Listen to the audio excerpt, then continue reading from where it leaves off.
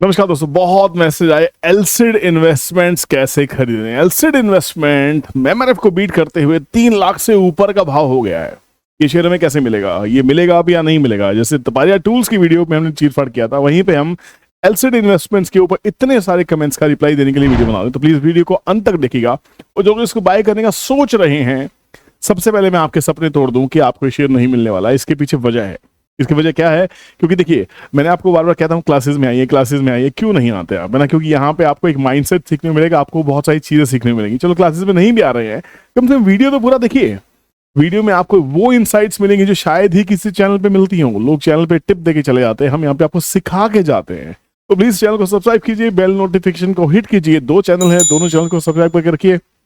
Content कभी भी किसी भी चैनल के ऊपर हम पोस्ट कर सकते हैं। तो यहाँ पे हम बात कर रहे हैं एलसीड इन्वेस्टमेंट्स की। एलसीड इन्वेस्टमेंट्स लिमिटेड ये इन्वेस्टमेंट कंपनी है, रजिस्टर्ड एनबीएफसी है। पर ये शेयर लगातार सर्किट चल रहा है। 2 लाख रुपए के आसपास का इसका भाव नीचे पे दिखाई दे रहा है और ऊपर में 3,30,000 का। ये शेयर हमें कैसे मिलेगा? हम सब सोचते हैं कि अगर एक शेयर भी मिल जाए तो शायद मजे हो जाए। डिटेल एनालिसिस करते हैं। सबसे पहले अगर आप स्क्रीनर के ऊपर जाएंगे तो आपको समझ में आना चाहिए ये कंपनी है क्या।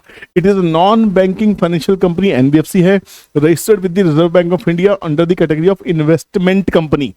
मतलब ये लोन देने का काम नहीं करती है, इन्वेस्टमेंट कंपनी है। अब इसकी इतनी हाई वैल्यूएशन हो कैसे गई? इसके एक छोटे से स्टेक की वजह से। जो इसका 4.2% स्टेक है वो इन्होंने एशियन पेंट्स में इन्वेस्ट करके रखा है। और 4.2% जो स्टेक है उसकी वैल्यू है 12,664 करोड़ रुपए। कंपनी का अपना साइज 6,000 करोड़ रुपए की कंपनी है, बट कंपनी की जो इन्वेस्टमेंट है वो 12,660 करोड़ रुपए की है, 64 crore rupees to be precise. और उसकी वैल्यू वो 2022 में थी। अब की वैल्यू वो यहां से भी ज्यादा हो चुकी है। 2022 का एशियन पेंट्स का भाव और 2024 के भाव से अगर आप कंपेयर करेंगे, कैलकुलेट करेंगे, तो इतनी कैलकुलेशन तो आप खुद भी कर सकते हैं कि ये वैल्यू यहां से बहुत ज्यादा बढ़ चुकी है।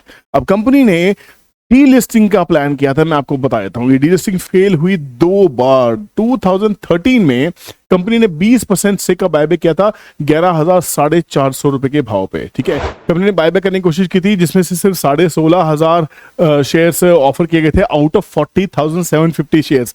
इसके सिर्फ 2 लाख शेयर्स हैं, सिर्फ 2 लाख शेयर्स।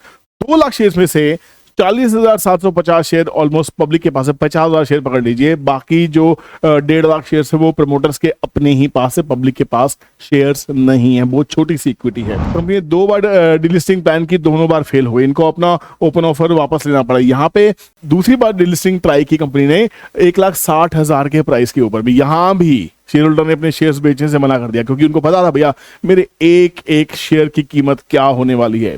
और कंपनी की जो बुक वैल्यू है, अगर आप ध्यान से देखें, कंपनी की बुक वैल्यू है 5,84,225 एक शेयर की बुक वैल्यू। तो अभी तो सिर्फ 3,30,000 के दर्शन हुए हैं। ये दर्शन आपको 5 लाख से ऊपर भी जाने वाले हैं।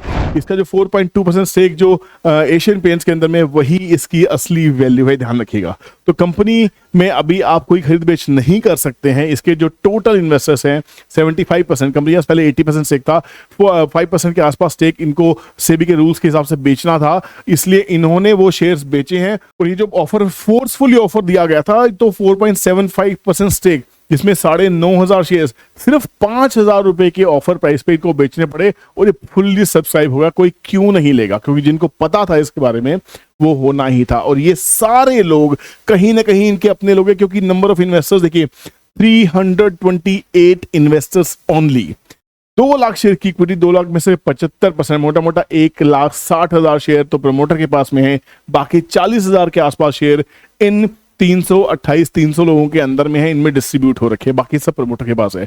अगर आप कितनी ही कोशिश कर लीजिए लेने के लिए, आपको एलसीड इन्वेस्टमेंट का शेयर नहीं मिलेगा। क्योंकि आज की डेट में अगर आप एशियन पेंट्स का प्राइस देखते हैं, एशियन पेंट्स के प्राइस को अगर हम देखने की कोशिश करें, तो ये 2022 का क्या प्राइस था और आज का प्राइस क्या? आज का प्राइस है 2,770 रुपए। और 2022 का जो प्राइस था ये भी यहीं पे 2,800 के आसपास में था। तो मोटा मोटा मैं समझ सकता हूं कि अभी जो वैल्यू है वो 12,500 करोड़ की अभी भी वहीं की वहीं है। ठीक है, तो ये तो प्राइस मैच हो गया। बट लोग इसको नहीं बेचेंगे, क्योंकि एशियन पेंट्स में जो दम है वो जबरदस्त है। ये इन्वेस्टिंग कंपनी है, इन्होंने इन्वेस्ट कर रखा है।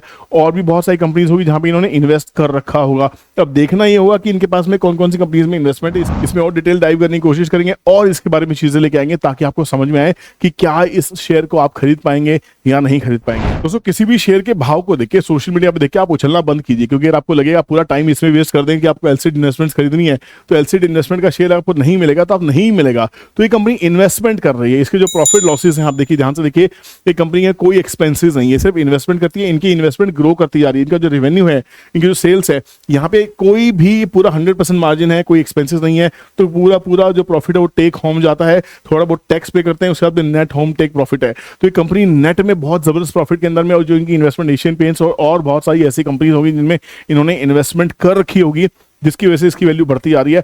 आप इसमें टाइम वेस्ट करना बंद कर दीजिए, आपको ये शेयर कभी नहीं मिलेगा। क्योंकि कोई भी अपना एक भी शेयर, अगर मेरे पास ये शेयर्स होते तो मैं तो कभी नहीं बेचता, आप भी नहीं बेचते। आप सोच के देखिए। तो इसके पीछे टाइम वेस्ट करना बंद कीजिए। एलसीडी इन्वेस्टमेंट्स आपको नहीं मिलने वाली। आपका दिल तोड़ने के लिए बहुत बहुत खराब लग रहा है मुझे, but I wish you all the best. ऐसे शेयर्स लाते रहिए, ढूंढते रहिए, ताकि इसके ऊपर चीरफाड़ करते रहें, डिटेल एनालिसिस करते रहें, ताकि लोगों को समझ में आए कि कौन से शेयर्स ले सकते हैं, किसको लेना चाहिए और क्यों। Thank you so much for watching this video. Take care, bye bye, जय हिंद।